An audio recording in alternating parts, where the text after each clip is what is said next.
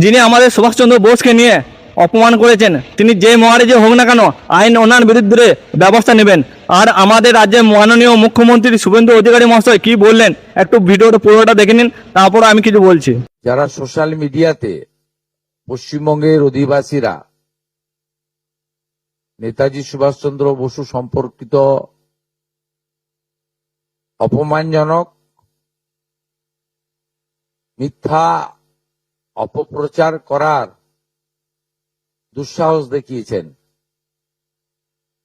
তাদের বিরুদ্ধে সরকারি ব্যবস্থা নিক আজকে উত্তরবঙ্গের বিধায়ক এবং মন্ত্রীরা মুখ্যমন্ত্রীর কাছে দাবি করেছেন। আমি এনাদের দাবিকে সমর্থন করি এবং মূলত যারা এসছেন উত্তরবঙ্গের, তারা সবাই রাষ্ট্রবাদী, দেশপ্রেমিক এবং সনাতন সংস্কৃতিতে বিশ্বাস করেন এবং রাজবংশী সম্প্রদায়ের মানুষ। এরা প্রত্যেকে চান যে পশ্চিমবঙ্গ সরকার, পশ্চিমবঙ্গের পুলিশ কঠিন এবং কঠোর ব্যবস্থা নিক। যেখানে অভিযোগ আমরা পেয়েছি, ভারতীয় ন্যায় সংহিতা অনুযায়ী সেকশনে কেস হবে। ফেসবুককে এবং সোশ্যাল মিডিয়ার যে প্ল্যাটফর্ম আছে, তার যে সিস্টেম আছে, সেটাকে আমরা রাজ্য সরকারের পক্ষ থেকে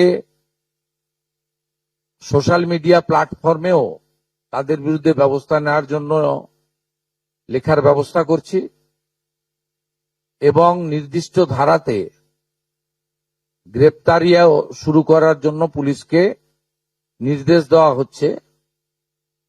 এবং আমি যারা দুঃসাহস দেখিয়েছেন